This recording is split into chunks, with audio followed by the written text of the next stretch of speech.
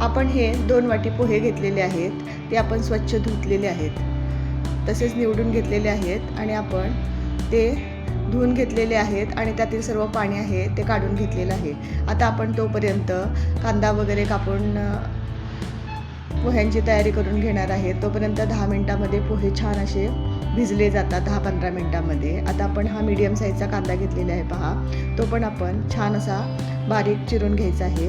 आता हा मी कांदा आहे तो सर्व बारीक चिरून घेतलेला आहे. तसेच त्यासाठी आपल्याला 5-7 हिरव्या मिरच्या घ्यायच्या आहेत धुवून, त्याही मी धुवून घेतलेल्या आहेत. आता आपण बारीक चिरून घेणार आहोत. जर आपण ज्या पद्धतीने तिखट खाणार असू त्या पद्धतीने आपण कमी जास्त ह्या मिरच्या घ्यायच्या आहेत. आता आपण थोडी कोथिंबीर आहे तीही मी स्वच्छ धुतलेली आहे आणि तीही आपण बारीक करून घेणार आहोत.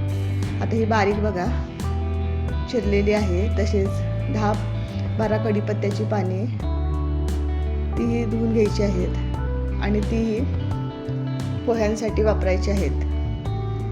आता आपण हे सर्व साहित्य एकत्र करून ठेवलेलं आहे पहा. तसेच आपण अर्धा वाटी मटार घेतलेले आहेत, तेही स्वच्छ धुवून सोलून घेतलेले आहेत आणि स्वच्छ धुवून घेतलेले आहेत. आता 2 मोठे चमचे तेल घेतलेलं आहे. थोडंसं पोह्याला तेल थोडंसं जास्त घ्यायचं म्हणजे पोहे खमंग चांगले लागतात.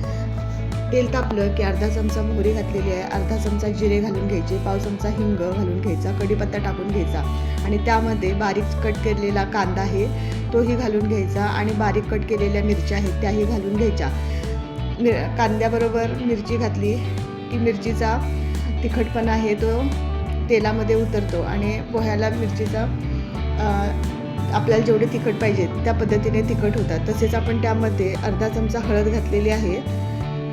कांदा छानपैकी गोल्डन झाल्याच्या नंतर आणि हळद घातल्यावर आपण त्यामध्ये मटार घालून घेतलेले आहेत व थोडंसं पाव चमचा मीठ घालून घेतलेलं आहे व त्यावरती झाकण ठेवून आपण 5-7 मिनटं स्टीम देऊन घेतलेली आहे. त्यामुळे कसं होतं वाफेने मटार छान असे मऊ शिजले जातात.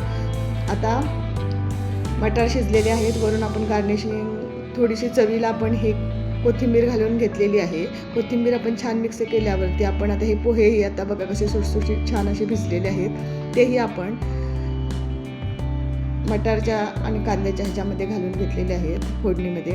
आणि आता आपण छान असे हे सगळीकडे पसरून घ्यायचे. भांड्याला लागलेले आहेत ते सुद्धा मी त्यामध्ये घालून घेतलेले आहेत आणि हे छान असे पोहे मिक्स करून घेतलेले आहेत. आता आपण त्यामध्ये मीठ घालून घेणार आहोत चवीनुसार.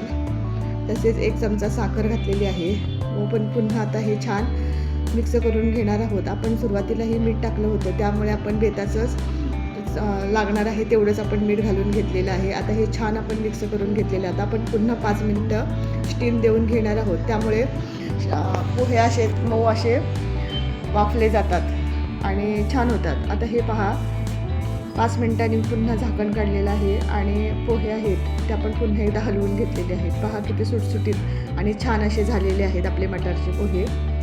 पाहू शकता तुम्ही. हे पहा सर्व मसाला छान असा झालेला आहे. तुम्ही चवही घेऊ शकता पाहिजे असेल तर व्यवस्थित आहे का नाही ते पाहायला. आता आपण एका सर्विंग डिशमध्ये आता पोहे आहेत आपल्याला जेवढे लागणार आहे ते आपण काढून घेतलेले आहेत. त्याच्यावर आता आपण लिंबू पिळून घेणार आहोत बघा. त्यावरती आपण बारीक शेव आहे तीही आपण घालून घेणार आहोत. तसेच खोबऱ्याचा किस आहे तोही आपण त्यावरती पोह्यांवरती घालून घेतला आहे. वरून गार्निशिंगसाठी कोथिंबीर घातलेली आहे पहा आणि लिंबाची फोड ठेवलेली आहे. आता हे पोहे आहेत ते मटार पोहे अप्रतिम लागतात खायला, झटपटही होतात आणि एक वेगळा प्रकार म्हणून खूप छान लागतो. मटारचा सीझन आहे त्यामुळे मटार आता ताजे मिळतात. आपण फ्रोझन घेतले तरीही चालतं. खूप सुंदर आणि चविष्ट होतात. तुम्हीही नक्की ट्राय करा आणि रेसिपी जर आवडली असेल तर मला नक्की सांगा. आपल्या चॅनलला अजून व्हिडिओ पाहण्यासाठी लाईक, शेअर आणि सबस्क्राईब करा.